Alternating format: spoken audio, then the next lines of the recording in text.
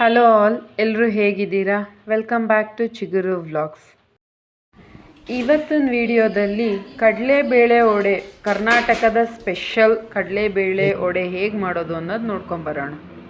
ಮೊದಲಿಗೆ ಕಡಲೆಬೇಳೆನ 3-4 ಗಂಟೆ ಚೆನ್ನಾಗಿ ತೊಳೆದು ನೀರಲ್ಲಿ ನೆನೆ ಹಾಕಿಡಬೇಕು.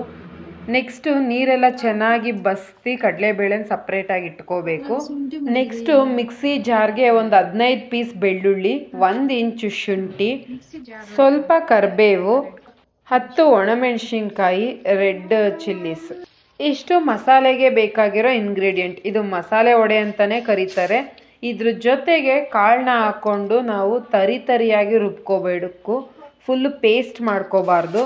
ರುಚಿಗೆ ಎಷ್ಟು ಬೇಕೋ ಅಷ್ಟು ಉಪ್ಪು ಹಾಕ್ಕೊಂಡು ನೋಡಿ ಈ ಥರ ತರಿಯಾಗಿ ರುಬ್ಕೋಬೇಕು. ರುಬ್ಬಕ್ಕೆ ನೀರೇನು ಯೂಸ್ ಮಾಡಬಾರ್ದು. ತುಂಬ ಗಟ್ಟಿ ಆಯಿತು ಅಂತ ಅಂದರೆ ಮಾತ್ರ ಸ್ವಲ್ಪ ನೀರು ಹಾಕ್ಕೊಳ್ಳಿ.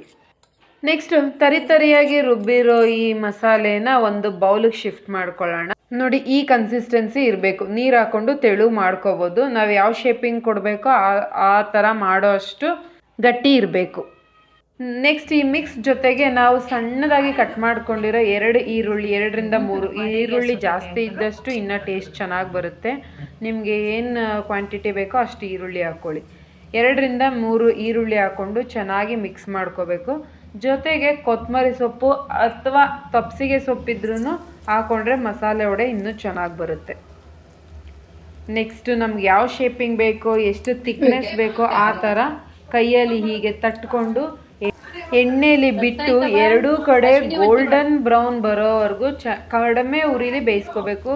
ಫ್ಲೇಮ್ನ ಹೈ ಇಡಬಾರ್ದು.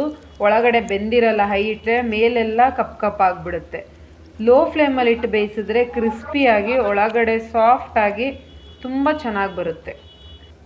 ನಮ್ಮ ಕರ್ನಾಟಕದಲ್ಲಿ ಎಷ್ಟೊಂದು ಹಬ್ಬಗಳಲ್ಲಿ ಅಥವಾ ಈ ಮಳೆ ಸೀಸನಲ್ಲಿ ಈವ್ನಿಂಗ್ ಟೈಮ್ ಟೀ ಜೊತೆಗೆ ಫ್ಯಾಮಿಲಿ ಫುಲ್ಲು ಸೇರಿದಾಗ ಈ ವಡೆನ ತುಂಬ ಟೈಮ್ ಮಾಡ್ತಾರೆ. ನಮ್ಮ ಮನೇಲಂತೂ ಎಲ್ಲರೂ ರಿಲೇಷನ್ಸು ಸೇರಿದಾಗ ವಡೆ ಜಾಸ್ತಿ ಮಾಡ್ತೀವಿ. ತುಂಬ ಇಷ್ಟಪಡ್ತಾರೆ ಎಲ್ಲರೂ. ಸೊ ಒಂದ್ಸರಿ ಟ್ರೈ ಮಾಡಿ ರುಚಿ ಹೇಗೆ ಬಂತು ಅನ್ನೋದು ಕಮೆಂಟ್ ಮಾಡಿ. Like, share and subscribe. Thank you for watching.